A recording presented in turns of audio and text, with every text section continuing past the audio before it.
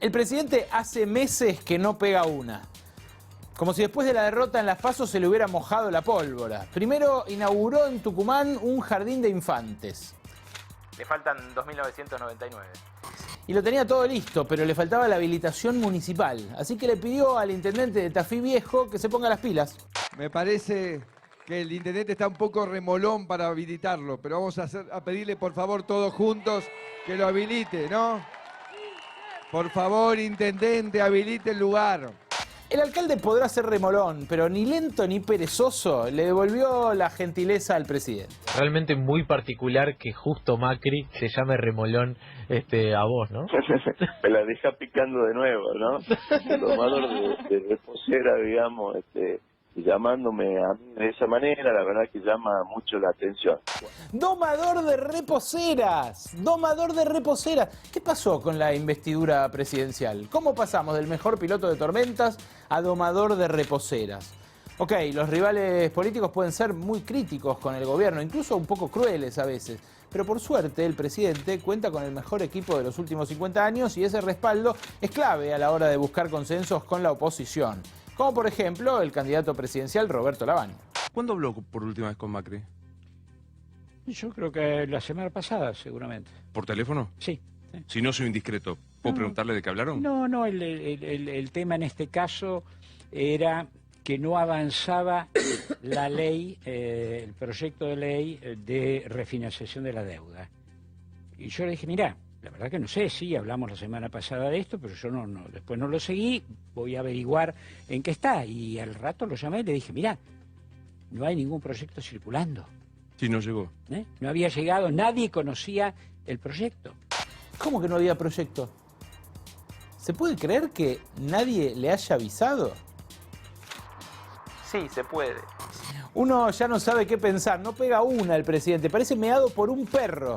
¿Quién sabe? A lo mejor le hicieron un trabajito. En 2015, un día me llaman para preguntarme una persona que me dice ser yo nunca lo pude comprobar, pero decía ser del gobierno entrante, y me preguntan si yo le había prestado el bastón al presidente Kirchner para hacer una macumba. Y sí, cuando todo falla, a veces la explicación más extraordinaria empieza a tornarse posible. Ojo, las artes ocultas no son extrañas para el presidente, ¿eh? Suele referirse a su esposa Juliana Aguada como la hechicera. Uno de sus más fieles legionarios es el mago sin dientes. Y hace varias semanas que se esfuerza por hipnotizarnos. Esta elección no sucedió, esta elección no sucedió. Dicho esto, la candidata a vicepresidenta por el Frente de Todos, Cristina Fernández, recogió el guante mágico, y le respondió de esta manera. Cuando decían que no, que yo no había querido entregar, fíjate, que yo no había querido entregarle el bastón, ahora dicen que le he hecho la macumba.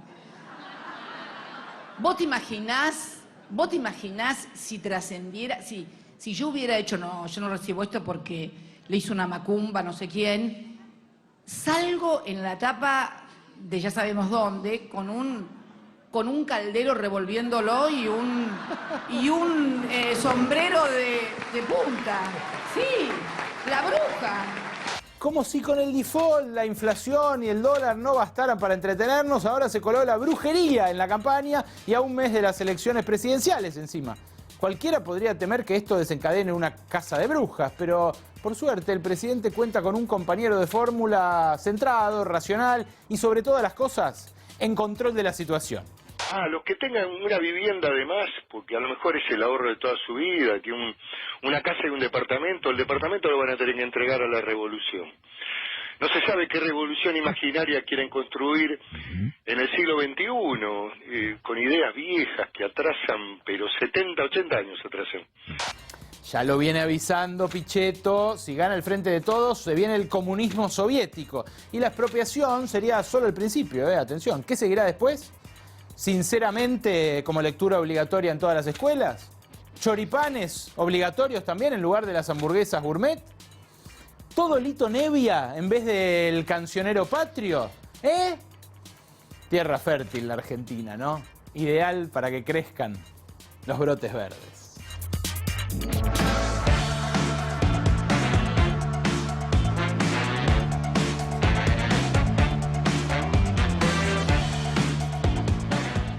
noches, bienvenidos, bienvenidas. Gracias por sintonizar Brotes Verdes como cada martes acá en la pantalla de C5N. Hoy teníamos preparado un programa sobre dos temas trascendentales, estructurales para nuestro futuro más inmediato. Hoy teníamos preparado un debate sobre cómo superar la pesada herencia que va a recibir el próximo gobierno y cómo salir del laberinto que plantea el set de políticas que fijó Mauricio Macri durante estos 4 años y que efectivamente va a costar mucho desanudar en un contexto como el que recibió a Hernán Lacunza y al presidente Mauricio Macri en Estados Unidos. Un contexto muy hostil para el presidente que viene, pero también para el presidente que se va, con una decepción total en el establishment tanto local como internacional. Teníamos pensado hablar de eso y teníamos pensado hablar del actor político que irrumpió en el planeta esta semana, que son los jóvenes movilizados por el clima, por el calentamiento global.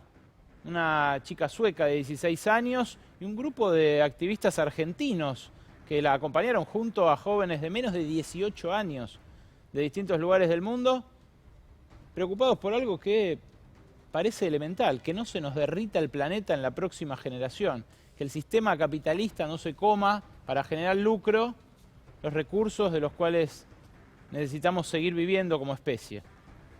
Pero en Argentina uno a veces se quiere detener en lo estructural y necesita frenar en lo coyuntural. Esta tarde, promediando la tarde, nos enteramos de una desgracia que quizás no fue solamente eso, quizás no fue solamente una desgracia. Estuvimos trabajando desde entonces, ya en las últimas 6 horas, tratando de unir puntos y de establecer la información más rigurosa posible. Créanme que nosotros valoramos mucho que ustedes estén del otro lado, y cuando digo esto hablo por mí, por Noelia, por Rubén Viñoles, por todo el equipo periodístico que produce este envío. Y no nos da igual realmente detenernos en una urgencia como esta o en lo estructural de lo que les hablaba antes. Esta tarde murió una persona y otra quedó muy gravemente herida. José Bulacio tenía 50 años, vivía en Florencio Varela y dejó su vida en la obra de ampliación del aeropuerto de Seiza. Un aeropuerto que muy probablemente él mismo no fuera a utilizar nunca, como muchos otros de los obreros que trabajan en las 60 empresas encargadas de ampliar y refaccionar el aeropuerto de Seiza. ¿Por qué digo que quizás no fue solamente una desgracia? Bueno, la vida de José Bulacio se la llevó una obra que, al parecer, por la información que pudimos recoger, se está deshaciendo en excusas el ministro de Transporte, Guillermo Dietrich, por estas horas para intentar deslindar responsabilidades sobre esto y tratar de convencernos de que efectivamente fue una tragedia, algo imposible de evitar. En instantes vamos a conversar con Ricardo Camaño, vocero de la UOCRA, y también con un especialista en seguridad e higiene del mismo gremio, que nos van a mostrar los recaudos que se deben tomar en estos casos y los recaudos que exige justamente una obra con el ritmo que cuida la vida humana de quienes la llevan adelante.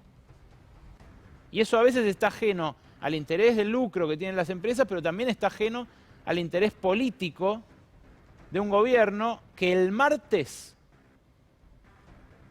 ya no podía hacer más inauguraciones y que por eso viene comprimiendo actos de inauguración proselitista en estos días previos a los 25 que fija el Código Electoral, que no pueden seguir inaugurando obras como oficialismo para evitar justamente que eso sea parte de la campaña.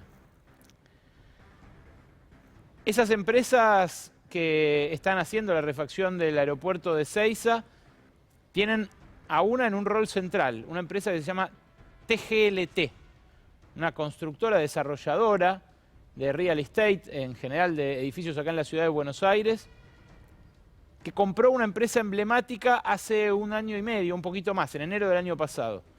Compró Caputo Construcciones, la empresa del hermano de la vida del presidente Mauricio Macri. En el edificio donde Nicolás Caputo recibe a la gente como cónsul honorario de Singapur, funciona también TGLT, es ahí en Núñez.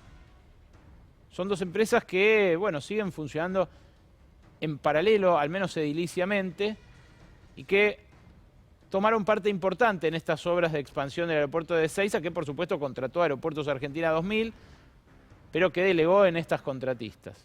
José Bulacio trabajaba para TANE SRL, que es una proveedora de andamios móviles.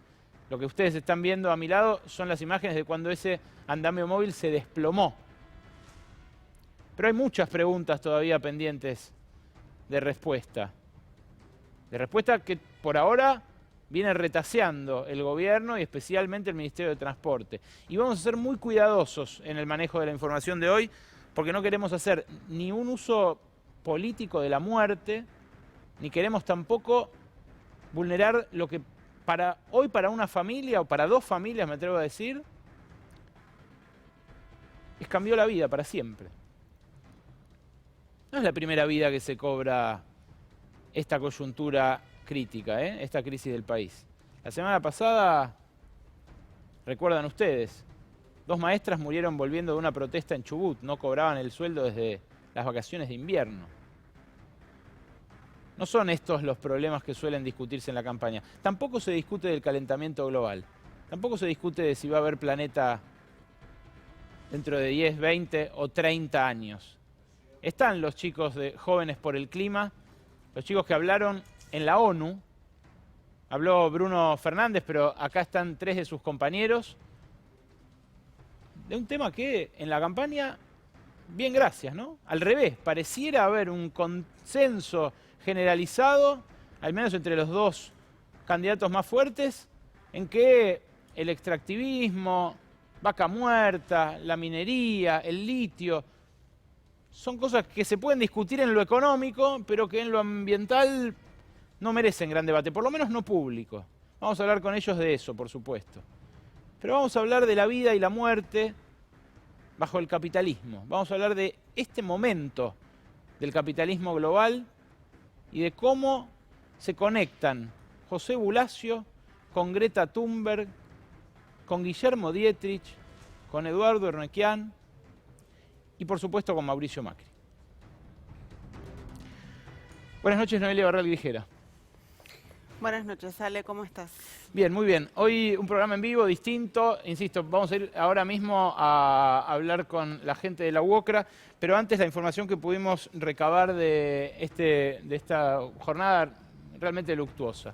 El video que van a ver ahora es cómo estaban preparando, por orden del Ministerio de Transporte, una recepción para el lunes para inaugurar el último día en el que podían hacer inauguraciones.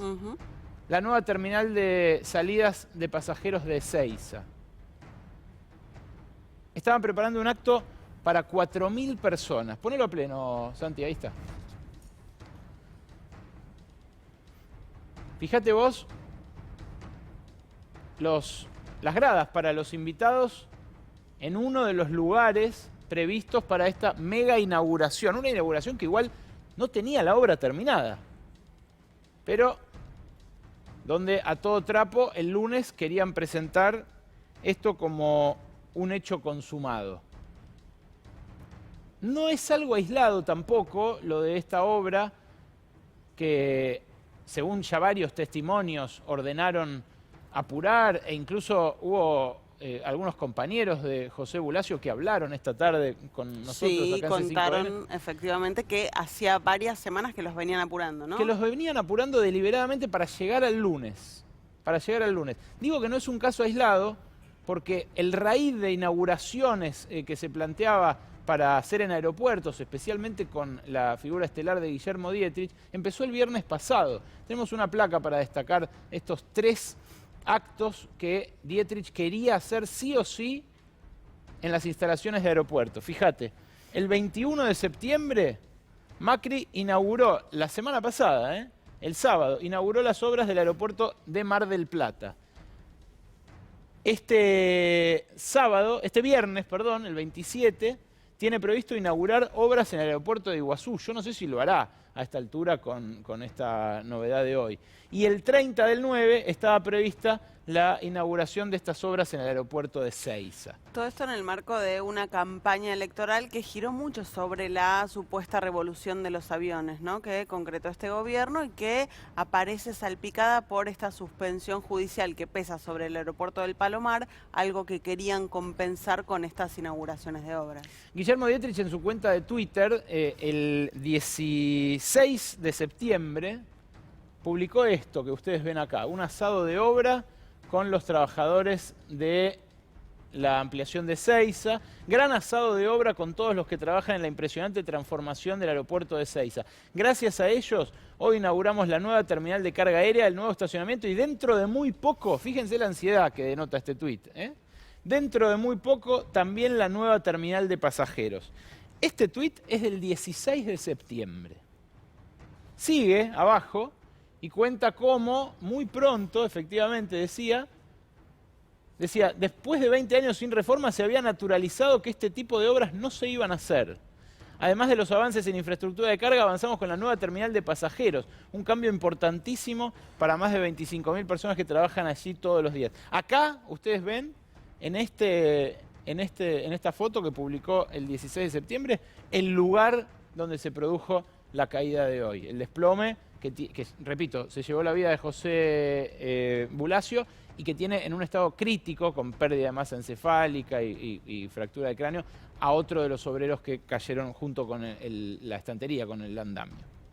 3 días antes de esta catarsis, de este proselitismo del ministro de Transporte, el 13 de septiembre, el Ministerio de Trabajo de la provincia de Buenos Aires había publicado un acta donde había especificado las falencias de esta obra.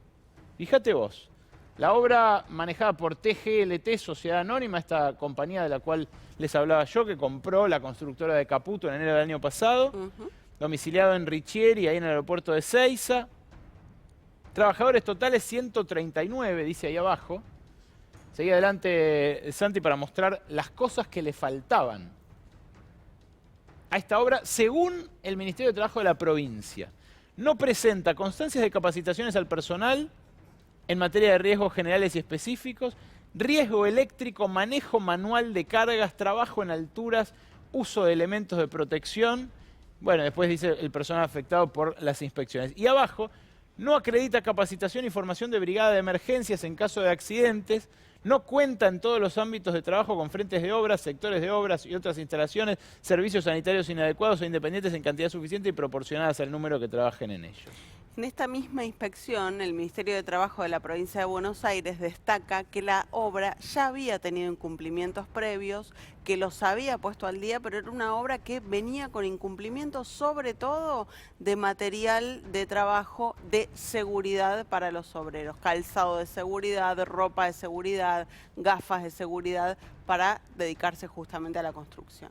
Imagínense ustedes si para un obrero de la construcción que está sufriendo la pérdida de empleo, que gana muchos en lo informal ganan 7 lucas la quincena, hacen lo que pueden, realmente trabajan de manera intermitente, no cuentan con esta medida de seguridad. Para un obrero de la construcción, ahora lo vamos a hablar con los inspectores, pero entrar en una obra así es casi un ascenso social. Y la verdad que eso habla también de la falta de empatía de los gobernantes, porque creer que esa foto del asado de obra emparenta de alguna manera a un ministro multimillonario, heredero, como Dietrich, con los supuestos objetos de la revolución de los aviones, bueno, es otorgarle a las redes sociales un poder casi sobrenatural. Además de esto, el problema de la fecha es clave porque el lunes estaba prevista esta mega inauguración y el martes, ¿qué plazo vencía? ¿No? Efectivamente, el martes es el último día que tiene el presidente Mauricio Macri, candidato en campaña por su reelección, para hacer actos de gobierno que puedan influir sobre el voto. ¿Qué significa? Bueno, para hacer inauguraciones, para anunciar nuevos planes.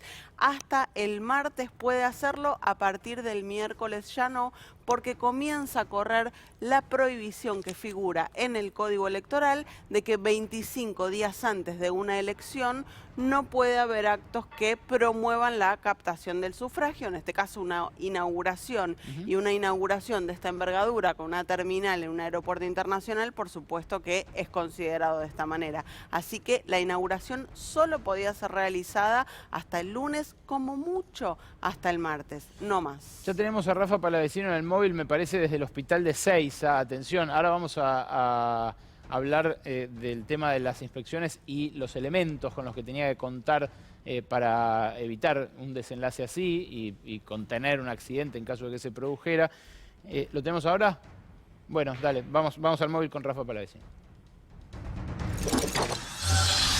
Alejandro, buenas noches. Estamos en el Hospital Interzonal de Seiza. Aquí de los 3 heridos, en principio llegaron 8 que fueron atendidos rápidamente. Hay 2 de ellos que están con muchísima gravedad. Ahora te voy a pasar a detallar porque el jefe de guardia de esta institución detalló que una persona fue dada de alta de los 8, 2 derivados a las ART para ser atendidos en clínicas sindicales.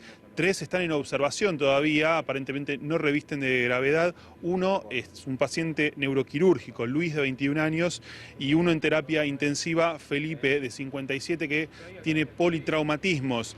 Con respecto a Luis, un chico muy joven, de 21 años, que está en este momento siendo operado, quizá en algunas horas termine la intervención quirúrgica. Nos detallaron también que tiene pérdida de masa encefálica, es quien hasta el momento está más grave de todos los heridos que fueron rescatados de ese siniestro que ocurrió esta tarde en la obra del aeropuerto de Seiza. Así que mañana entonces va a haber un nuevo parte médico donde se va a actualizar el estado de salud de todos los restantes que están siendo atendidos en este hospital. Gracias, Rafa. Y decía recién uno de nuestros grafs que la UOCRA había denunciado esta obra por irregularidades, además de la inspección que hizo el Ministerio de Trabajo bonaerense. Ricardo Camaño, vocero de la UOCRA, Mauro Posadas, experto en seguridad y higiene también del gremio, gracias por venir. Gracias a ustedes. Buenas noches. ¿Es así? ¿Lo habían denunciado? Sí, se había denunciado en el mes de mayo, hubo otra denuncia en el mes de septiembre. A raíz de estas denuncias se hizo una presentación al Ministerio de Trabajo Provincia, que es lo que derivó en la posterior inspección del Ministerio de Trabajo Provincia, que finalmente terminó con este paper que ustedes mostraron y que intimaba a la empresa a parar las obras. Bueno, ellos dicen que no. Concretamente, el Ministerio de Transporte dice que... le estoy diciendo informalmente porque no hay un comunicado membretado, lamentablemente. No hay información oficial del Gobierno de la Nación, no hay. No, lo que envían es la gente, tanto de Aeropuertos 2000 como otros voceros informales del gobierno, reenvían como un dato del Ministerio de Transporte, que lo que dice es que el Ministerio de Trabajo de la provincia hizo una inspección el 13 de septiembre, efectivamente, donde no se ordenó ninguna suspensión. Bueno, en el paper que ustedes acaban de mostrar, que es un paper oficial del Ministerio de Trabajo Provincia, consta efectivamente todas las irregularidades en materia de seguridad que detectaron en esa obra y también la intimación a paralizar la actividad. Arquitecto, regularizar. Ustedes trajeron estos implementos de seguridad. Cuéntenos cuál es el que debió haber. Sí, hemos traído algunos como elementos digamos, simbólicos de lo que se usa en una obra. Sí. Este es un arnés para trabajo en altura, con un amortiguador. Sí. Eso va colocado en la espalda. Esto va colocado en el torso. Eso va colocado en todo el torso y en las piernas del trabajador y posteriormente el cabo de vida. Muéstrelo. Este cabo de vida va sujetado a una estructura independiente a donde está el trabajador. ¿Esto cómo se llama? Cabo de vida. Este es el cabo de vida. Bien. Y esto se engancha. Es el amortiguador y este se engancha en la línea de vida. La línea de vida es una soga del techo al piso. Exactamente, puede ser horizontal o vertical, donde el trabajador es una por trabajador y el trabajador está sujeto ahí. Pero, a ver, me gustaría... Perdón, ¿esto lo tenía puesto José Bonifacio? Entendemos que sí, pero acá, digamos, fue más allá de los elementos de seguridad.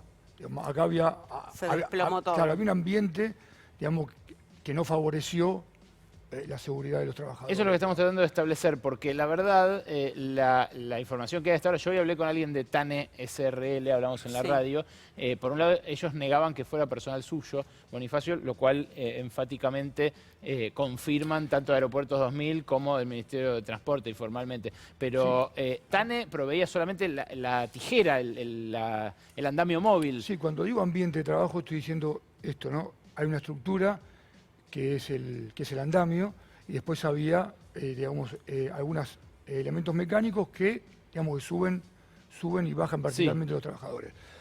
En ese contexto es lo que hay que, por parte de la empresa, organizar el trabajo. Digo, cuando hay muchas tareas, el factor tiempo empieza a ser algo que empieza...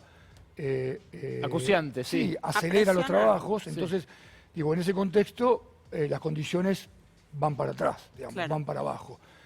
El andamio, la tijera, la cantidad de tareas que había, dieron un ambiente propicio, causas en realidad, para que pasen lo que pasó, digamos. ¿Esto puede haberse generado justamente a partir de una presión para apurar la obra? El tiempo es el principal, digamos, escollo que uno puede tener en la obra cuando las cosas hay que apurarlas, digamos. Bueno, el tiempo es un factor completamente negativo para tener condiciones de trabajo adecuadas. Porque ahí, claro, la cuestión es el andamio, es un andamio móvil, una tijera de esas que, bueno... Sí, había dos, uno fijo, el azul, que estaba sobre la parte exterior, y después el móvil, el que vos te referís, tipo tijera. Bueno, porque lo que dicen estas fuentes que pudimos consultar es que algo impactó, que alguien moviéndose impactó. ¿No es que en obras como esta se evita que si hay alguien elevado haya otro que ande en un camioncito que lo pueda impactar? Por eso digo lo de la supervisión de tareas, digamos.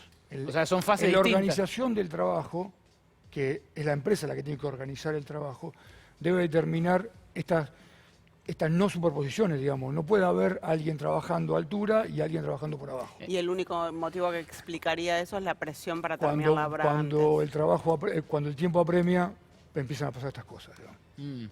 Esto lo podés encontrar. Ahora, el otro, lo que digo, el ambiente... El otro factor, claro, es intangible. Es intangible y es el que, digamos, en algunos casos puede determinar lo que pasó. ¿Cuánto gana, Ricardo, un operario de construcción de una obra así? Bueno, el operario de construcción cobra por quincena y depende de su especialidad. Pero estas son obras en las que un promedio ronda entre los 25, 20 mil pesos por quincena. ¿Trabajando de noche como venían trabajando en esta obra también? Bueno, eso es esa parte. Okay. Sí. El lugar del derrumbe, tenemos algunas imágenes exclusivas que empiezan a llegarnos, tratamos de tamizarlas de vuelta para no meternos en ninguna sensibilidad. Este es el lugar donde se produjo el derrumbe y ahí ustedes pueden ver una escalera colgante que elevaba justamente a los trabajadores a la altura de la cual se cayó José Bulacio, que fueron más o menos 16 metros. Es el lugar a donde justamente estaban preparando para hacer esta inauguración la semana que viene. ¿Ustedes tienen información de eso? Había rumores, sí, de que pero aparentemente, confirmación no, pero a los trabajadores no le iban a decir los motivos por los cuales había un aceleramiento en la obra. La UOCRA, cuando hace una denuncia de que no hay elementos de seguridad, ¿tiene la potestad de parar la obra? No, esto es algo que es importante aclarar. Ni la UOCRA en este caso, ni ningún otro gremio en materia de seguridad laboral, ni de reglamentaciones laborales, tiene poder de policía laboral. ¿Quién debe hacer eso? ¿El Ministerio de Trabajo? El Ministerio de Trabajo en este nacional, caso provincial, municipal, una Secretaría de Trabajo municipal. Y después de que el Ministerio de Trabajo dice hay que suspender los trabajos, ¿hay alguien que vaya a controlar que efectivamente se hayan suspendido? Bueno, ese es un grave problema que desde UOCRA venimos señalando y observando desde hace muchos años, que tiene que ver con la capacidad de inspección efectiva y real que tienen las autoridades competentes.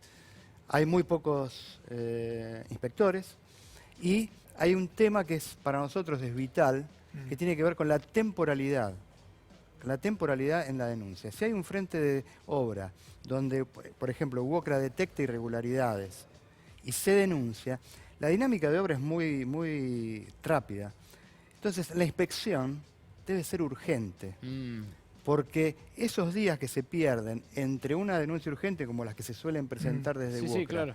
y la inspección real, es Hay riesgo de accidentes, vida, claro. ni más ni menos. Sí, porque aparte, digamos, a la mañana tenés una situación y a la tarde tenés otra. Claro. No es como una planta, digamos, una planta industrial donde vos tenés todo sectorizado y siempre la tarea va, digamos, en el mismo lugar. Bueno, hoy las fuentes empresariales que pude consultar me confirmaron efectivamente que esta presión existió. La verdad, voy a ser muy franco, lo que me dijeron las fuentes que consulté fue: todos los gobiernos presionan para inaugurar obras antes de las elecciones. Pero hay presiones y presiones. En este caso, la presión incluyó en todas estas inauguraciones que les dijimos nosotros, visitas de Guillermo Dietrich, del ministro de Transporte, porque él quería primero ir a hacer él su acto con los obreros del lugar, con los capataces, con los contratistas, y después que vaya el presidente y haga otro acto en las mismas condiciones, igual de fotografiado, igual de publicitado, igual de transmitido en redes. La presión existe siempre antes de una veda electoral como la que empieza a regir el martes que viene. Pero esta presión evidentemente fue un pelín más allá, y además del otro lado del mostrador había un contratista emparentado con el hermano de la vida del presidente. Insisto, estamos siendo lo más cautos posible porque acá se trata de establecer si efectivamente esa orden existió y cómo se transmitió. Los trabajadores lo dijeron a viva voz, apenas removiendo los escombros. Hoy uno decía, estamos contando a los vivos. Estamos contando a los que están acá para ver si nos falta alguno. Sí, frente a un accidente de esta naturaleza, que es un accidente gravísimo, obviamente que la reacción de los compañeros es pánico, solidaridad, hay que ponerse en ese lugar. Para nosotros hoy es una fecha trágica, queremos manejarnos con mucha responsabilidad, porque acá está... Detrás de cada trabajador hay una familia. Sí, clarísimo. Y hay, lamentablemente, la familia de un trabajador que perdió la vida y la familia de otro trabajador que está muy grave. No obstante eso, sí debemos y queremos enfatizar, no nos gusta estar acá hoy por esta razón, pero sí queremos enfatizar que si bien la industria de la construcción es una industria de riesgo, acá ha habido una cadena de irresponsabilidad o de falta de precisión en términos de cómo se debe respetar la vida de los trabajadores. Ricardo, y ha habido denuncias. Denuncias que han sido desoídas. Está clarísimo. El video es elocuente. Vamos a compartir un fragmentito del video en el momento en el cual van justamente los trabajadores a socorrer a los que habían quedado bajo los escombros. Poner.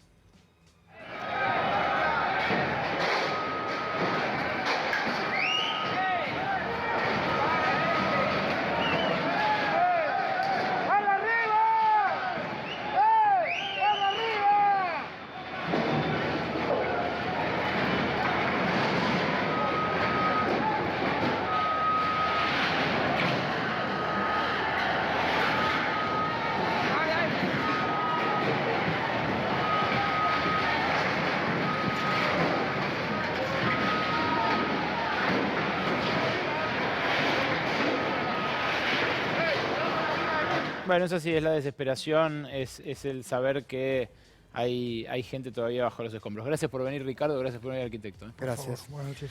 Seguimos con nuestro tema de conversación de hoy en redes, salir del laberinto, ahí lo tienen.